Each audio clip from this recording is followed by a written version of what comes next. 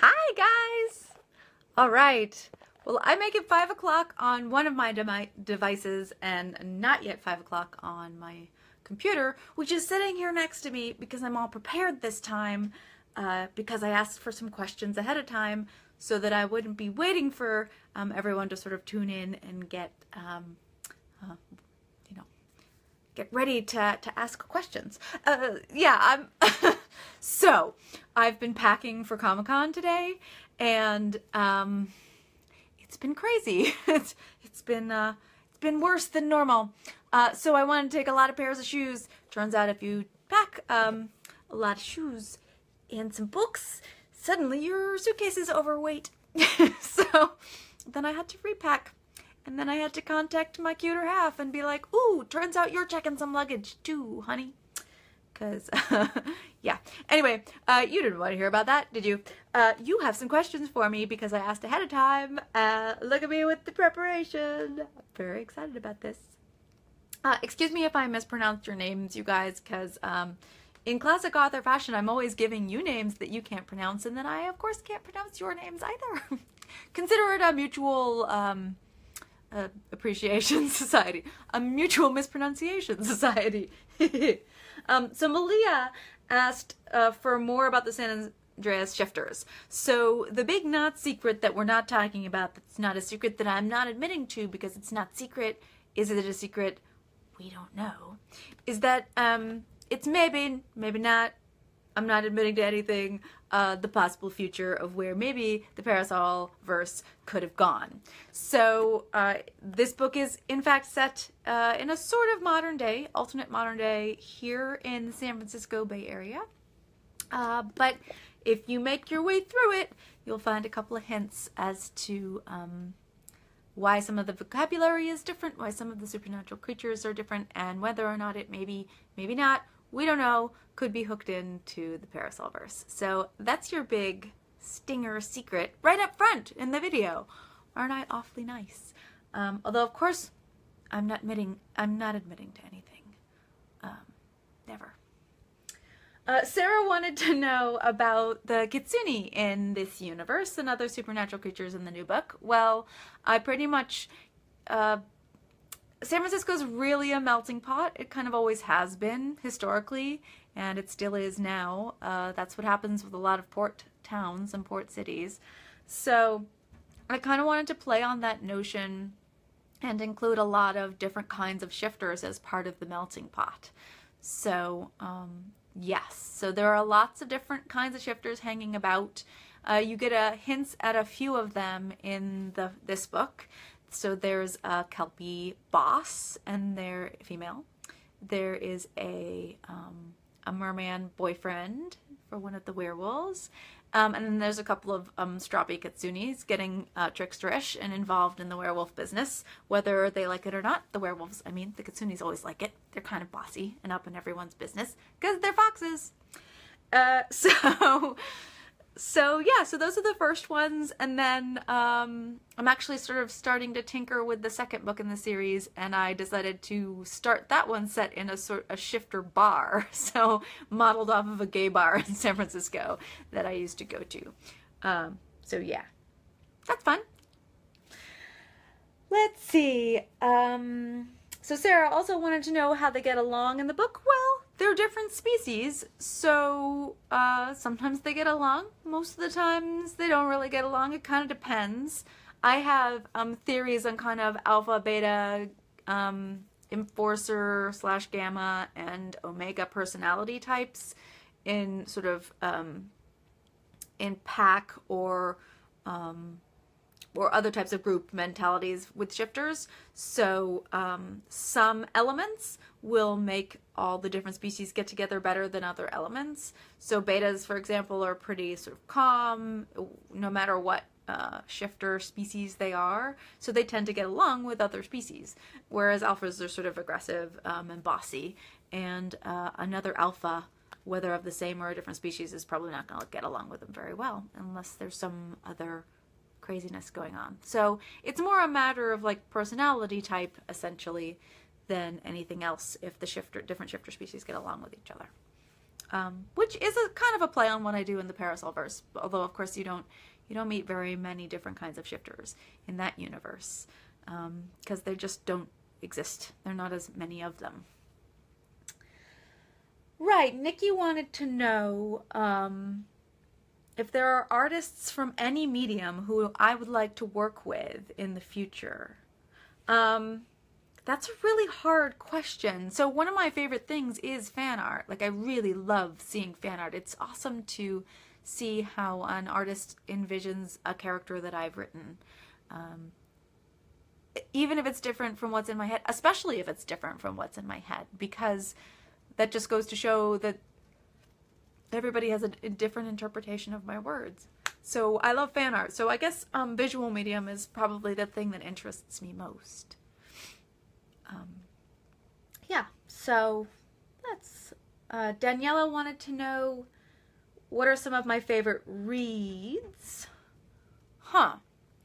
Right now, since the Su Mage came along, I've been reading a lot of male, and I tend to gravitate towards kind of the sweeter end of contemporary. I'm not big on suspense or horror or anything that gets too violent in any genre at all.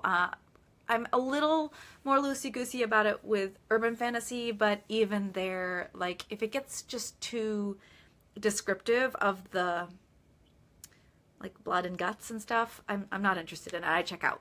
I do that with movies as well. So most genres that lean in that direction, so some of the epic fantasy stuff as well, I'll avoid. But yeah, so I've been reading male romance, partly because there's a lot of novellas. So I really like novellas these days because I can finish them relatively quickly. So Ty's got a question for me. I'll come back to some of these hopefully later. Since I've got some awesome new queer characters, Ty wants badass butch lesbians. Well, I did give you Max's boss. So she and her wife are pretty much badass butch lesbians. So they're there. Probably more. I don't know. As this is always the answer with B, which is if the story requires it, then the character will happen. That's usually the direction it goes. And then sometimes the character then takes over and there's nothing I can do about it. Lisa wants to know if there are pansexual or lesbian mermaid characters. Ooh, that's a good idea. I hadn't planned on it. I've made no joke about the fact that mermaids are kind of my favorite shifter to deal with. I had not intended to really delve into mermaids with the San Andreas shifters, at least not yet. I'm totally not ruling them out. In the San Andreas shifter universe, as established in marine biology, they are pretty matrilineal and matrilocal and female-dominant species, and there's a lot of women. There are a lot more mermaids or merwomen than there are mermen. So, yeah, totally not ruling it out. That particular character hasn't popped into my head yet, but give them a chance. Ooh, God, can't do that. Katie's not seeing people's questions. I don't know what to tell you, Katie. I didn't catch something. Oh, yeah. Sorry, I don't describe Mrs. Trickle or Pepper very much. Those are the two, or the one Kelpie, the one human, butch lesbian ladies. But they'll come in and out a bit more because they kind of become part of the friendship group for the werewolves now that Max isn't working for them anymore. Or sort of isn't. It's complicated. So yeah, so you'll see more of them hopefully going forward. Time wants more werewolves of color. Yes, the main character for the we have Judd, who's black and possibly old werewolf, and then we have a new werewolf character for the next book who is also black, although more, I think, probably mixed. Since, yeah, I haven't completely formulated him yet, Isaac, but yes, so he is the main character for the next book. Are there entire packs of Werewolves of Color? Probably.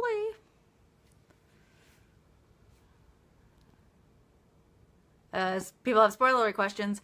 If I have time at the end of this, I'll pop over to the Spoilerific group and drop a spoiler live as well, but we'll see. There was that aforementioned packing still to do, plus dinner.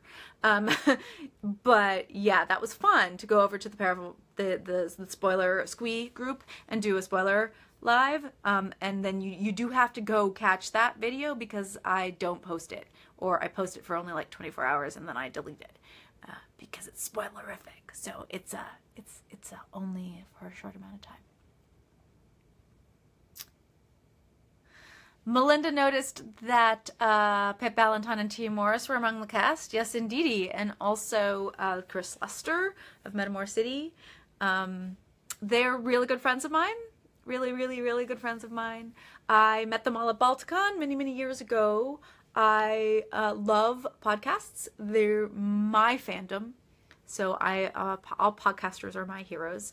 So I actually went to Balticon to meet them, amongst others. I also met Howard Taylor of Writing Excuses, and a whole bunch of people. Dan Sawyer is like one of my best friends in the whole wide world. So yeah, a lot of podcasters in my friendship group. We do writing groups together. I hang out with them all the time. I voice very briefly on one of Dan's fiction books. It is Down from 10, if you ever listen to that. I play the computer.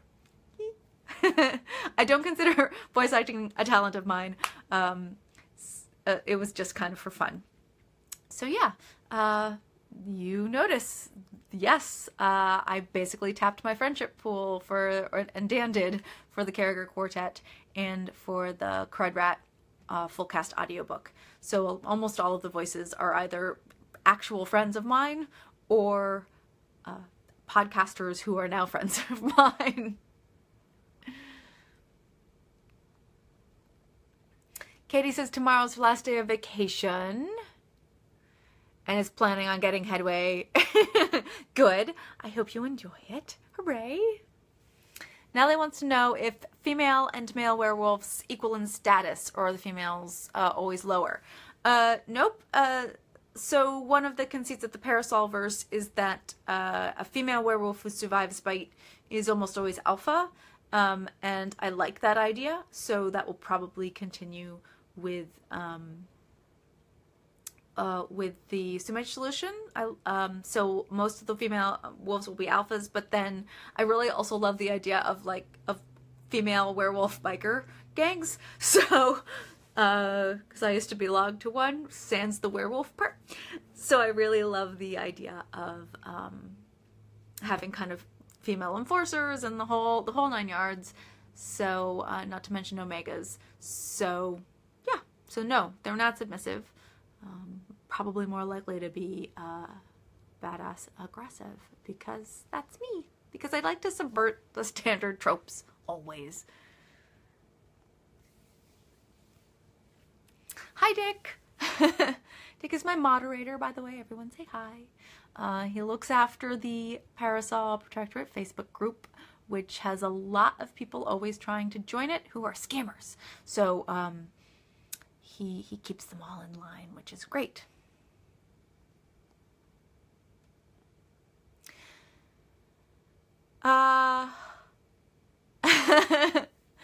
Ty, I think also pronounced Ty, would like to know if I will write an epic adventure that crisscrosses all of my universes, kind of Doctor Who style or something. That would take me a long time.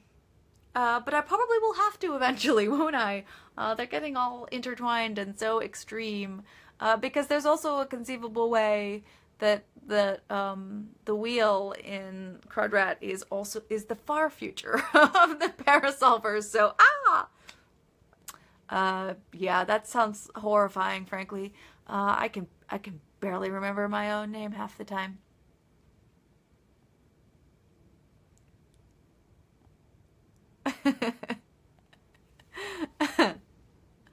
Katie's gonna send me some mead. I love mead. So I have a really good friend who is a brewer type. Doesn't everybody these days?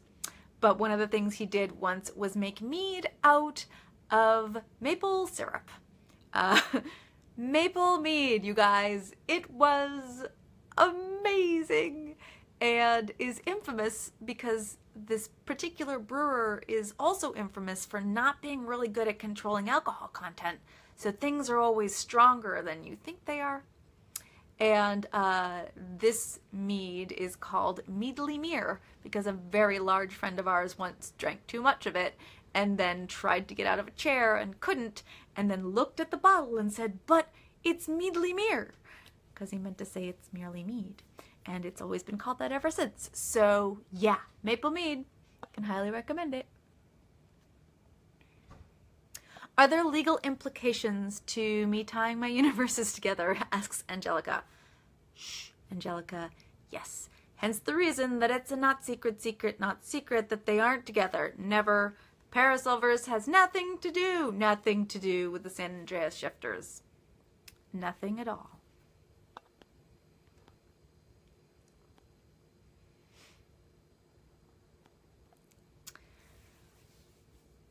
All right, Pamela says, what if Alexia's mom had been at finishing school? The prevailing feeling on this matter amongst those of us who calculate years, which is sometimes me, but mostly fans, is that that is not possible, in fact.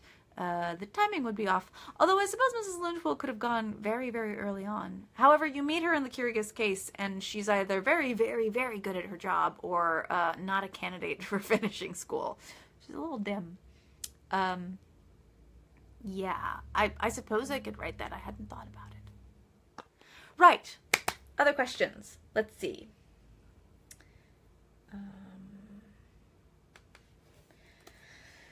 Alyssa, who I am beginning to suspect has something to do with fanfic because she has some very in-depth questions about the Parasolverse, wanting to know how tethers work with rogue vampires and their drones. So, we talk about the fact, or I have talked about the fact, that Lord Akaldama is tethered to his house because he can swarm like a queen, but it's not quite as tight as a queen is.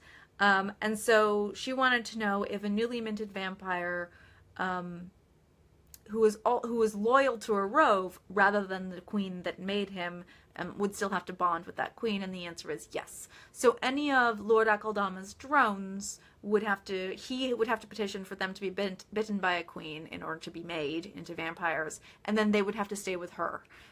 Eventually, out of larvae stage, they could maybe figure out, they could maybe develop and become actual drones, roves themselves, but they would never, once one of his drones successfully became a vampire, they would never be able to live with him again, because two rove vampires cannot occupy the same house.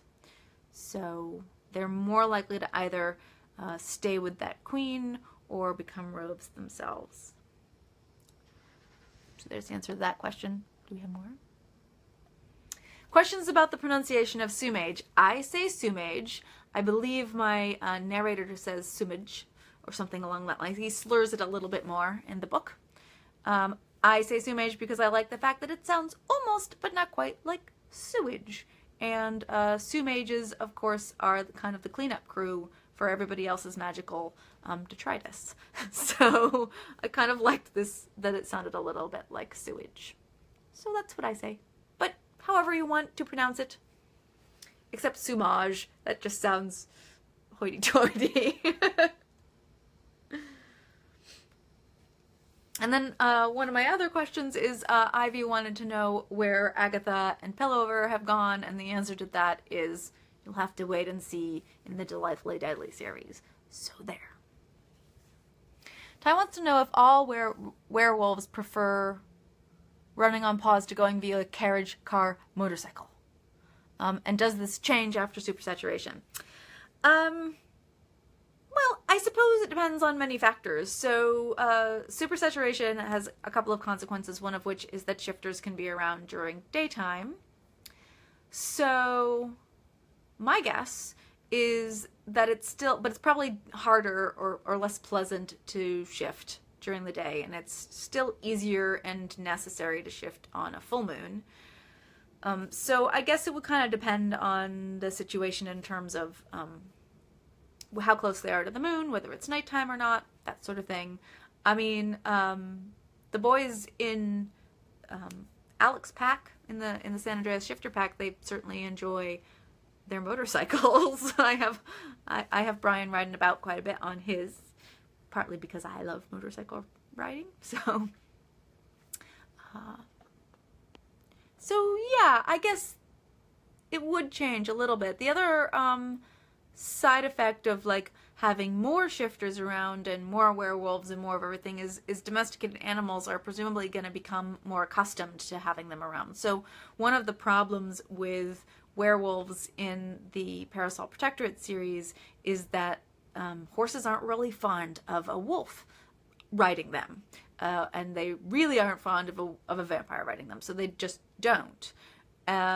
Or they very, very rarely do. So they either, and even if they're in a carriage, it can get a little dodgy. You have to have a pretty docile horse to yeah. So that's probably less common now, but then again, so is horse riding in the modern age. So there. Right, other questions, you guys? What else do I have to tell you that's exciting that's going on? My cat kept trying to pack her toy into my luggage this afternoon as I was packing for Comic-Con. She seemed to think I definitely needed a small rattly mouse. Which apparently I do, because somehow the toy's gone and vanished. So I think it probably actually is in a piece of luggage. So I will get down to Comic-Con and there will be a rattly mouse to remind me that I've abandoned my cat to the house sitter. She has a habit of doing this. I was sending a bag of gifts at Christmas time to my mother, and she put one of her rattly mouse in there, and then my mom's cat found it in the bag. And so it was like a gift of rattly mouse to cat. Pamela wants to know how werewolves would do in India with elephant riding.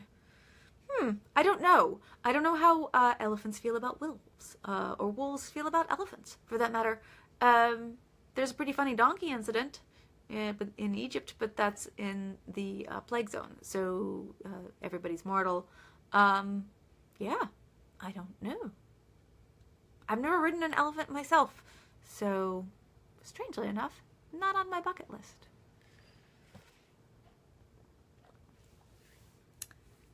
Let me see. What else do we have? More questions about the technicalities behind tethering, which, you know, I figure you can mostly figure out at this juncture. Yeah. What else is going on? I made all those big announcements recently. Very exciting. We have the Vivian Lyell novella coming your way this November. Date to be announced as soon as I decide on whether I'm going to go to Texas for World Fantasy or not. Haven't decided that. Then I'll figure out the date. So that's Romancing the Werewolf, and I'm very pleased with it. And it is also a Christmas story, and it's ridiculous because it's me doing werewolves at Christmas. I'm very, very happy. It's Biffy trying to get his new pack together. So it chronologically takes place right after the most recent Custard Protocol book. So right after Incompetence. So hopefully it'll tide you over until Competence comes out next year. So Competence will probably be out in the summertime next year. I'm thinking later in the summer. We don't have a concrete date yet. It's, as always, that one is up to my publisher. And then after that, probably, again, probably in the fall sometime, you'll get the Channing novella, which I'm really excited about. It's great.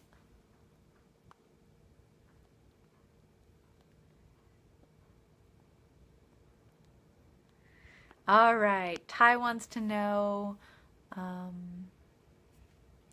in modern terms, how Sidheg would self-identify. Ooh, that's a good question. I have no idea. aesthetic's very arrogant. So my guess would be she would defy labels. And just be like, take it or leave it. I'm going to present whatever I feel like presenting. Yeah. I mean, she's married to a dude, but I don't think she's straight by any stretch of the imagination. But I think of her in my brain as a she. So, gendered-wise, I'm going with female, despite the propensity to have small dogs and smoke cigars. Not that that is a gender identity. Small dogs and cigars.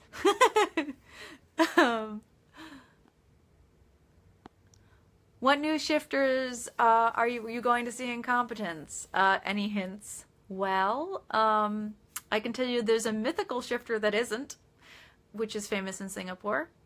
And because I kind of made a promise to the Prime Minister, or not the Prime Minister, the Minister, one of the ministers, the Minister of Culture in Singapore.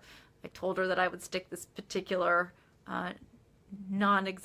existent character in, and so I did, because I promised a politician. And I was like, ooh, probably should do that. It's weird thing. This career has taken me to some very strange places in my life and psyche. So there's that character, and then you're gonna meet kind of vampire that I have talked about on more than one occasion, live and in person. So I've been hinting at using these vampires for a really long time. So you're gonna meet them, and I don't know if you meet a new kind of shifter. I don't think so. No new shifters. Oh, sorry. But the vampires are really cool and very funny. And then you're gonna get a significant new shifter in the next one, the last one.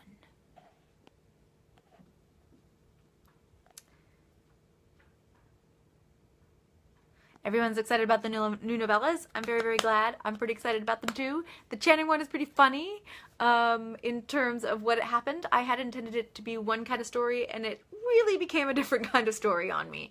It went really kind of hardcore, more Austinian and Regency romancy than I was expecting, especially for something that's set in the 1890s, as opposed to 60 years earlier. Katie wants to know if Channing Tatum would play Major Channing. I don't think so. I love Channing Tatum, let's be clear here. But I never cast Americans in British roles, ever. They cannot do the accent. No, whoever you're thinking of didn't get the accent right. Americans cannot do a British accent. So, says the American. It drives me bonkers. So I, physically, maybe. He's a bit pretty. For me, I could see Tatum more as like a Quinnell kind of character, but yes, I purposefully kind of never really think about Americans playing any characters in any of my books. I spend a lot of time riveted to BBC costume dramas and Doctor Who and things like that, and then imagining those actors as my characters. However, one of the beauties of writing the Sumage Solution is suddenly I can use like an American narrator for the audiobook. Much easier to do, let me tell you. And I can have American actors in all of my fantasy casting. So, yay! Isn't that fun? Ty has come up with a slogan for 2019. Now, Ty, how come I can't give Sid Haig a wife and a husband? Maybe a couple of paramours as well. She could totally handle it. So yes, Channing does... Hey! Sorry. Facebook Live suddenly did something to me. Channing definitely meets his match. Channing is in fact decidedly outclassed by a geologist.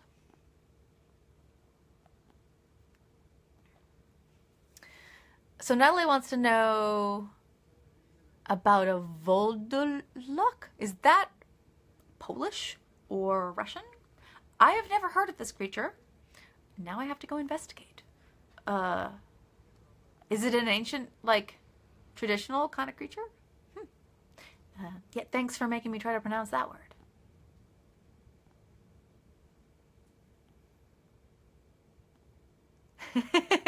Pamela says Channing seems like a competent Malfoy. Oh, hopefully not that bad. The other tie, sorry, I'm dealing with two ties right now. Would a Native American shifter lean toward werewolf or vampire? Well, there are skinwalkers in some Native American cultures, and of course there's coyote shifters, the sort of trickster idea. My inclination would be to go with something like that. So I tend to, when I'm writing, lean on Native peoples having access to forms and shifter forms and vampires based on the mythoses of their own cultures. So, for example, if we go to a place where there are no wolves, then either any werewolves that are there are immigrant werewolves, or which, you know, would happen, obviously. People move around the world all the time. But any shifters that are native to the area are going to be part of either the folklore of the area, if I've done my research properly, or they're shifting into a native species to that area as well, for obvious reasons, right? So, yes, I think there were wolves in North America at one time, but I really love coyotes. So I've met a bunch of coyotes in my lifetime. They're pretty common where I grew up. And there's something kind of, I don't know, fabulous about them. And the way physically and kind of personality trait-wise, they're kind of a mix of wolf and fox. And I really like that. They're sort of crafty. So I would be inclined to go with coyotes. I haven't yet, but that doesn't mean I'm not going to. Rupert Penry Jones would be good in any role. Yes. Agreed. No need to go any further, Kim. I'm with you on that one. Cypress would like to know. Sorry, I saw Cypress's Facebook name. When will I be visiting the southeastern U.S., New Orleans? Well, I was in Orlando 2 years ago. And I have been to New Orleans a couple times. I'm not against it. I had a great time when I was there. Although I will say I'm against it in the summer. It's too hot. I can't handle humidity. I melt. Or I don't melt. Maybe that's the problem. There's nowhere for me to go. It's just hot water squeezing my brain meats. So I wouldn't turn down an event in that part of the world. I was also in Charleston, which is fabulous. Had a great time there. But I'd prefer it if it were, I don't know, spring or fall. Yeah, just it's almost always a matter of where I've been invited and whether I've been there recently. I haven't been back in a while, so yeah, the South is definitely on my list of places to get back to. And I would love to go back to New Orleans. Ty wants me to make Cynic Polly. Done. Sure, just for you. Man, what do I get myself into? Katie wants Rupert Graves to play a werewolf. Have I seen American Gods? No, I have not. The aforementioned at the beginning of this live, I talked a little bit about I get squicky real easily, and Neil Gaiman is one of those who's squicked me out a couple of times. I've not read American Gods, but Coraline totally messed with my head, freaked me out. Things that edge too close to horror literally just give me nightmares. I'm a weakling. I'm a weak, fragile person. I can't handle that kind of psychosomatic book influence. So I've stayed away from American Gods out of terror. Yeah, I'm afraid of Neil Gaiman. We'll just leave it there. Angelica wanted to know about American Gods again. Tell us about your outfit. I'm wearing an H&M top, which I chose because it's red, and I love red, and it has interesting neck details, although you can't really see it. And I'm wearing a little, turban hat thing because my hair's a mess. And that's pretty much it. I'm wearing shorts on the bottom, but I'm not going to show them to you because I don't want to stand up and they're not interesting. Ooh, and these are super cute. These are vintage fountain pen earrings. I like to wear something writing related these days. It makes me happy. Ty says that Haley came up with the Give a Sidhick a Wife slogan for 2019. We should all get bumper stickers. Oh, the head wrap is just like, it's like a pull-on one. They come in, they're like $3 or $5 on Amazon or something ridiculous like that, and they come in all sorts of different colors. I even have a leopard one. Yeah, they're like my version of a beanie because I still look vintage. Wear foxes, says Pamela. Well, yeah. So my problem with the whole wear creature scenario, which you encounter in the Sumage Solution actually, is that I still genuinely believe in physics and conservation of mass. So the Kitsune are big foxes and small people, as a rule, for example. And the berserkers or the bear shifters are, you know, often like enormous Norwegian dudes. But like really big, like 300-pounders, because that's a bear. So, or that's a pretty small bear. So I gave myself that rule, and I like to continue to obey it in the Shifter series, the San Andreas Shifter series. So, it does cut out certain types of shifters. For example, never gonna have any bird shifters because I can't get people small enough unless I have brownies, which I don't have. At least I don't think I have them. So yeah, I like the possibility of all my characters sleeping with each other, so I kind of keep them all on the same size level, shall we say? So it doesn't, yeah. So no brownies, no fairies, because that's just too kinky even for me. So that answers the fowl type shifters, yeah. The whole bird's very small in order to fly and tiny bones, probably not something I can deal with scientifically or reconcile in my own brain. I'm not opposed to it. I don't rule anything out. But right now, nobody flies.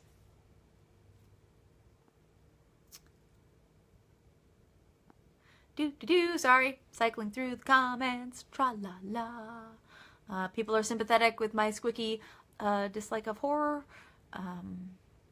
Yes, Pamela has mentioned Good Omens, which I have on my to-be-read pile because I do like Pratchett very much. So my only issue with Pratchett, if you can go so far as to say issue, is that I find his prose gets a little sing-songy. So I struggle to read his stuff back to back to back. I kind of will read a Pratchett and then take a break for a while. But I do think that he and Gaiman would temper each other beautifully.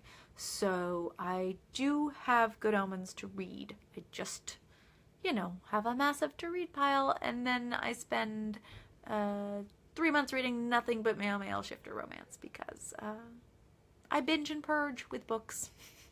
I'm sorry. I'm a bulimic reader.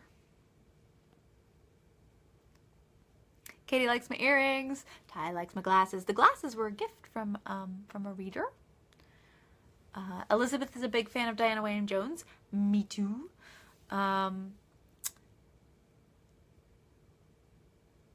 Why do you think she is so unknown versus her protege? That's a really good question. I don't know, because she's female. It's really hard to understand what hits the zeitgeist and what does not, and why. Like, I will come up with a book and I just think it's the greatest thing ever, and I have no idea where everybody isn't reading it and doesn't all know about this author and why. And then something else will hit it big and become crazy famous. Some other books will just be voraciously read by millions of people, and I wouldn't touch that book with a barge pole. So I don't understand. I used to joke, and this is probably a symptom of being a genre reader, that whatever was the most popular in the book world, I would just never read. And I think I pretty much stuck with that most of my life.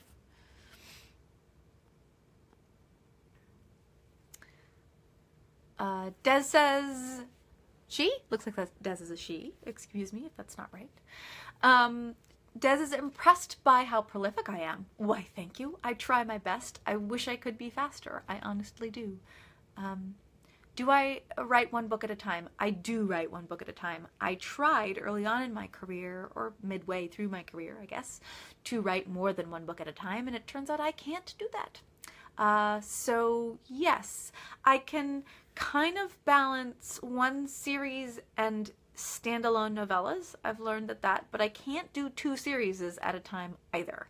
So live and learn. That's one of the things I've learned. A series for me is something where there's an overarching plot that ties all of the books together, and they're like, you really need to read them in order, as opposed to like I have kind of lines of novellas like the Supernatural Society line, and they're called a series, but they really aren't. You can read them independently of each other.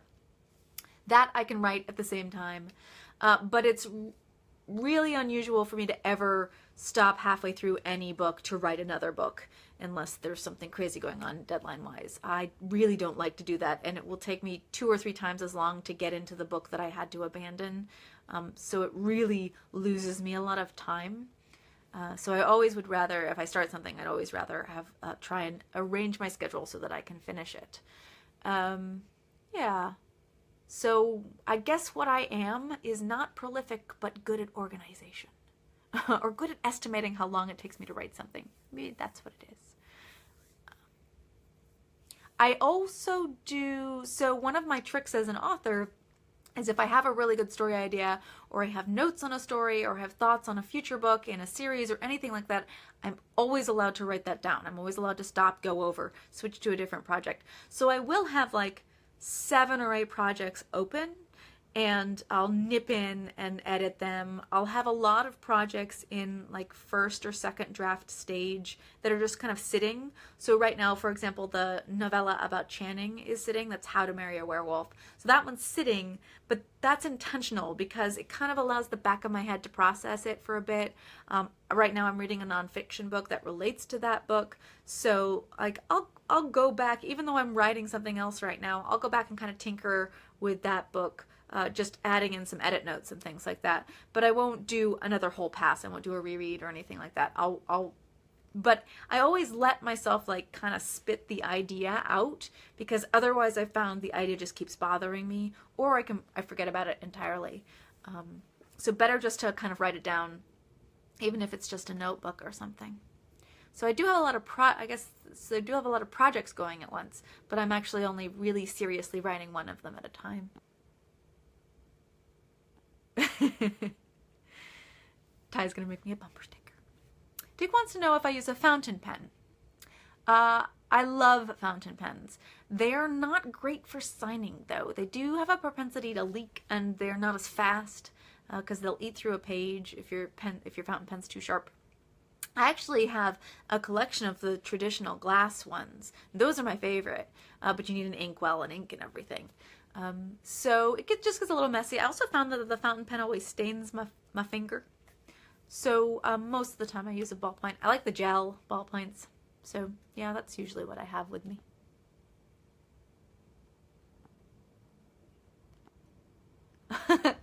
Dylan wants ostrich shifters. There you go. You guys win. You have given me a shifter that is a bird shifter that I can do, and would be hilarious. So maybe we'll have ostrich shifters. They're also really mean, so that works. We'll see if we go down to what's the name of the really nasty ones down in New Zealand. Maybe we'll go down there and meet an ostrich shifter.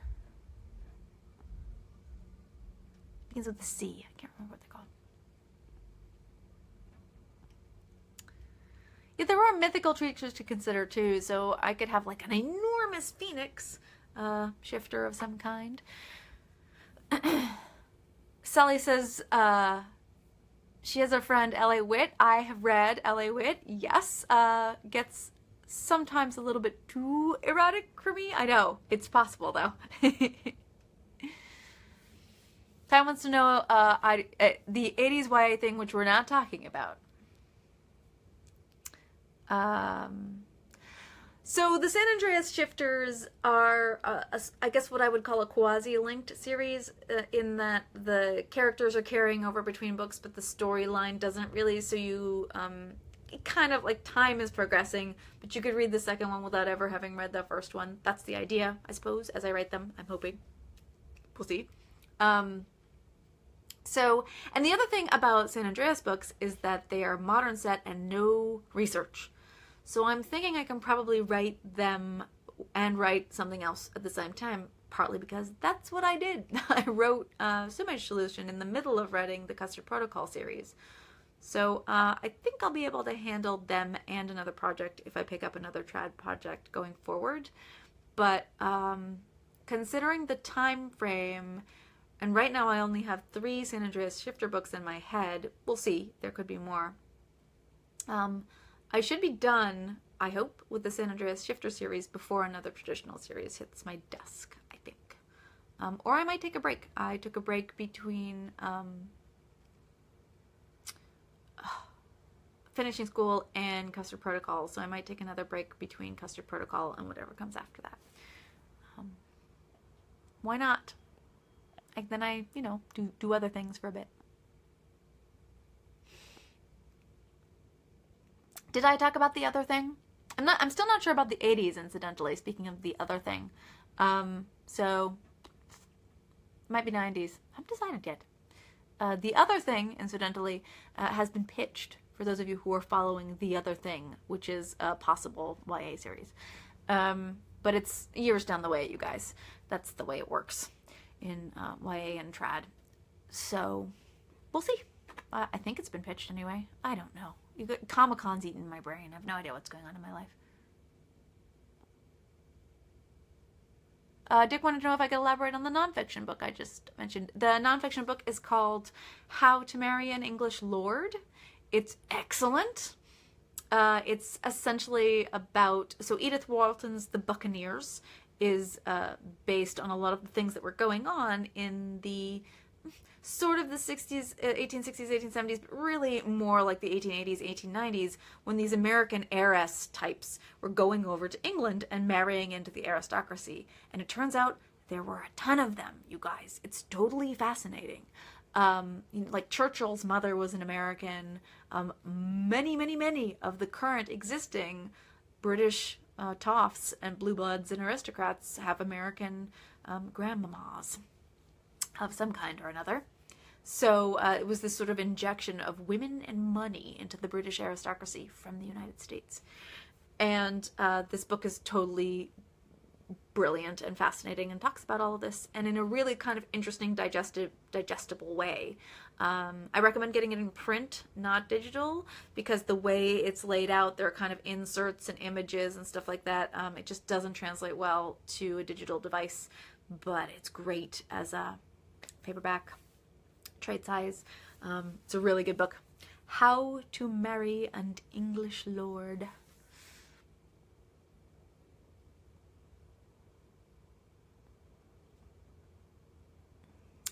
Ty wants to know if the Sumage Solution lesbian Kelpie is a woman of color. I don't. It's never talked about.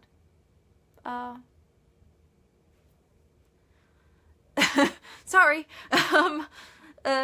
So one of the things that's kind of loosely kind of addressed in given Max's ethnicity, which is many ethnicities, is that race to shifters is less important than shifter, shall we say.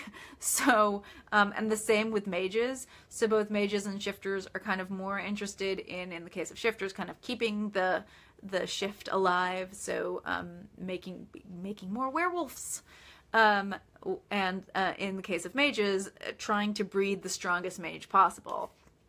And so they will do that by just like getting the strongest shifters and breeding with them, or getting the strongest mages and breeding with them, and sort of skin color or nationality is irrelevant to that weird supernatural eugenics focus. So unfortunately, or fortunately, it means that yours truly is quite race blind as well when writing these characters, because I get into the werewolves' heads, and the werewolves are like, skin color is about as interesting as coat color when you're in wolf form, right? Who cares? You're a wolf or you're not. That's what's important. Beck wants to know about my dress for the book release, the pink one. So I wore this pink 1960s, I think it's 1960s dress, this sort of maxi dress, this linen thing. It just came from a vintage store. So the answer to where you find something like that dress is vintage stores, of which there are not a great deal anymore, because it kind of depends on your area. There's a bunch of good ones in LA, and there's a bunch of good ones in San Francisco that I know about. But I also always try and hunt down vintage whenever I'm in a city center anywhere. Get out my trusty little app and Google away looking for something highly recommended for vintage. It ties on cassowary. That's the name of the ostrich shifter thing, and I need to go to Australia for that. Katie wants to know if I've read Six of Crows. I have heard of it. It has run across my radar. It's a fantasy based on Ocean's 11 meets the Great Train Robbery. Sounds very interesting, but nope, I haven't read it. Sorry, no comment. Pamela says San Andreas shifters like the fault line. Yes, indeedy. I grew up literally on it. The town I grew up in is on one side, is one of the only towns in this part of California that is on the wrong side of the San Andreas fault line. So if the fault line goes, seriously goes, my town used to joke that we would just drift off into the water because we were on the water side rather than the land side of the San Andreas fault line. So I grew up with it. I went through Loma Prieta and some of the larger earthquakes that have hit since I was born. So yeah, so that's why. Little ode to the San Andreas fault line. Beth Ann wants to know, how long does it take me to write an entire series? Well, years and years, as it turns out. I guess it kind of depends on the series. So, and sometimes that's literally dependent on the length of the books. So it took me much less time to write the Finishing School series than the Parasol Protectorate series, because the Parasol Protectorate series is 5 books of 90 to 100,000 words each, and the Finishing School series was 4 books of 80 to 90,000 words each. So there were shorter books and there were fewer of them. So did it faster. Yeah, simply a matter of calculations. In the case of the Custard Protocol series, it's taking me a little longer because I had contract negotiations interrupt the 4 books. So there were 2, and then everybody waited, including me, while we figured out some contract terms. So in that case, it was nothing to do with how fast I can type or how interested I was or anything. It was just a matter of business.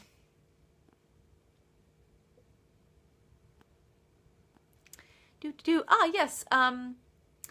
Elizabeth Ann Henry says about how to marry an English lord that it's just like Downton Abbey, and I believe there's a rumor, substantiated or not, that I think his name is Julian Fellowes, who created Downton Abbey, had read that book, had read How to Marry an English Lord, and that it partially influenced the development of the character of Clara.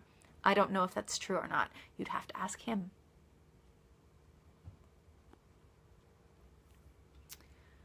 Ty wants to know about the movie questions. We got about 10 minutes. If you guys will pause asking questions for a moment, I'll see if I can get through the remainder that we've got. And then if we have time for a few at the end, I'll ask for more questions then. Does that sound okay? So Ty wants to know about the movies. So the option lapsed finally. So the Parasol Protectorate was optioned for television for a really long time. They tried to develop it and it just didn't happen. Which is really sad. The studio was great. They seemed really nice ladies, all-female team, but sadly it just didn't get off the ground. So we're back up, and we'll see if anybody's interested. The downside of film, in my case in particular, is that they usually are optioning the world rights. So in other words, they like the vision of the world and the characters. They're not really interested in the story, which should explain a lot about some of your favorite books being adapted. And because I have so many crossover characters, when somebody options my books, they pretty much option everything in the Parasolverse. which is one of the reasons why the San Andreas Shifter series has nothing to do with the Parasol series.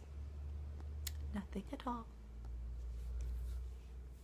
Amy wants to know if I have any general idea how many books will be in this new series. So the San Andreas, this series?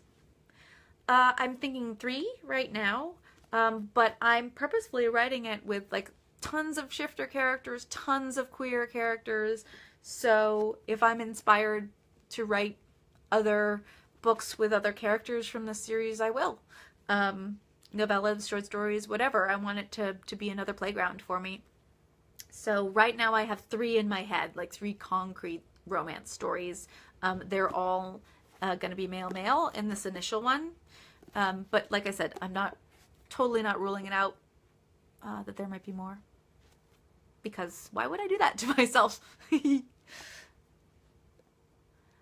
If you are asking Amy about the Custard Protocol series, my ongoing current Parasolverse series, there are 4 in that series, and I'm pretty darn sure I'm stopping. Right now, it feels like, emotionally, it feels like I'm stopping at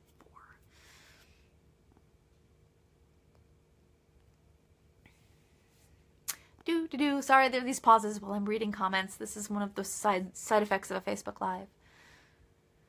Ty wants to know if I still personally ride a motorcycle. No, I do not. So I started riding when I was 18, much to my mother's worry, though she acclimatized pretty well. And I stopped riding almost exactly 18 years later. So, yeah, the year after I celebrated being a motorcycler more than I'd been a non-motorcycle rider, I had not a bad accident, but a pretty worrying accident. And I kind of just decided that I had lost my edge. I've always been a bit of a speed freak. I really like going fast. It's one of the reasons I like roller coasters, among other things. But I just wasn't as sharp. My reflexes weren't as good. And also I was traveling so much for being an author. I was losing all of my weekends when my club was getting together and writing. So I wasn't taking the bike out very much anymore, so she wasn't getting any kind of exercise. And so anytime I then wanted to take the bike out, it was like a big hassle because I'd have to take her out and tinker with her and clean up the engine and make sure everything was working okay. And it's not really healthy to keep a motorcycle and not ride it at all for the motorcycle. I mean, and I had a lovely SV650, a beautiful, beautiful bike. So I finally just sold her to another fabulous woman. That kind of bike, 2002, real curvy, real sweet ride. Really, really a good bike for a lady, shall we say. So she went off to another rider. And once I didn't have a bike, even though I still have a lot of friends who are riders, I just haven't gotten around to it anymore. I still have a license, still can if I want, and I still probably could, but I just haven't much anymore.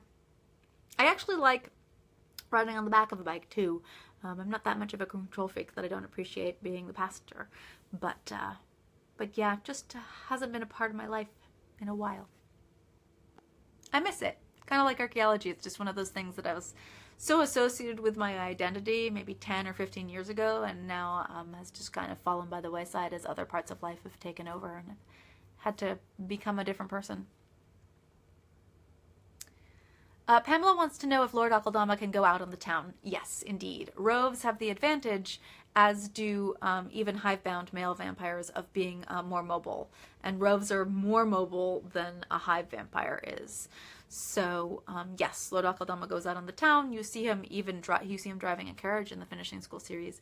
So, he's literally quite mobile. Ty loves Gladdy. I love Gladdy too. She's one of my favorite characters. She reminds me of many of my friends and a little bit of myself in a way. She's great. Gladdy is the Kitsune friend character, 2 Kitsune characters in the Sumage Solution, and Gladdy is a co-worker of Max's at the DMV, DERPS, which is the DMV for supernatural creatures, and she's very snarky and kind of in your face and great, and doesn't give a rat's ass about anybody else or anyone else's opinion. Lisa wants to know, or Liza wants to know, if I could go on a dig tomorrow, where would I go? I'd really like to go back to Chocopuquio, which was my last dig, which is in the Andes Highlands. It was a wonderful site. Got shut down for a while because there was flooding in the area, and now I know it's been reopened, and I'd love to see what's going on with it. I'd also really love to go back to my very first site, Vicchio, which is in northern Italy, kind of halfway between Florence and Borgo San Lorenzo, and just to see, because it was its first or second year when I was first there, and now it's been going for 20 years. I'd love to see what they've uncovered since I was there. I think they've excavated most of the hillside now, and I'd just like to see what it looks like. So yeah, I guess I'd like to go back more than, although, you know, occasionally something will pop up in the news and I'll be very excited about that. I've never done an underwater dig, and I've always really cherished the idea of that. My particular specialty means that that's unlikely. You don't actually often get kilns underwater.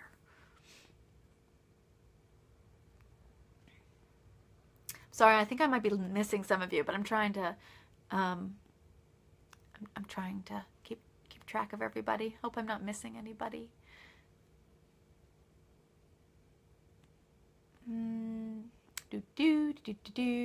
Natalie, archaeology series.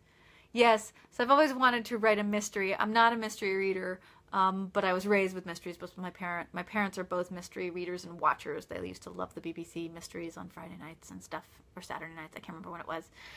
I've always wanted to write a sort of archaeological mystery story. I might do that someday. So many things I want to write. Okay, it looks like we have reached the end of the questions, and it's 2 minutes until 6. So does anybody have any last burning thing you really want me to answer before I sign off? Yes, you have something burning? Or you were just very excited by the digs I mentioned? Oh, please write the mystery story with an archaeologist. The idea would be it would be 2 mysteries at the same time, always, like the one that's being investigated by the modern, and then the one that's being parallelly investigated by an ancient investigator, so to speak. Alrighty, my dears. I think we're gonna call it. I'm kind of starving. There's a burrito in my future, or possibly fish tacos. So yeah, I'm hoping I see some of you at least at Comic-Con. If not, wish me luck. I hope I survive intact. And I love you all. I'll do this again, I promise. I think I already have the next one scheduled. I love this thing. It's so much fun. It's so cool to see you all. Taya will always put up with your questions. And yeah, I'll let you know how Comic-Con goes. And the Sumage Solution, how it's selling and everything. It's all craziness. It's all craziness. Pay attention to the newsletter. Ooh, I should say there's a couple of exciting things right before I go. One of which is in honor of the fact that Bajali, the jewelry people, are going to be hosting me for signings at Comic-Con.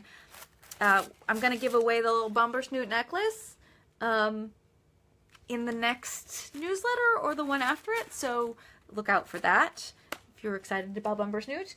And in September, The Forgotten Beasts of Alk comes out. It's one of my favorite books of all time, and I wrote the foreword for it. It's like the most exciting thing ever. They came to me, little me, to write a foreword for like the book that changed my life when I was a kid. It's like the greatest frickin' honor I could ever have conceived of. What else is exciting? Oh, I found Marmite chips. That's really exciting. I know you guys are disgusted with me, but that's the other exciting thing that's going on in my life right now. So there we have it. Some cool stuff about to happen as soon as I get back. And meanwhile, you got smut to read, people. And I love you all, and I'll see you next time.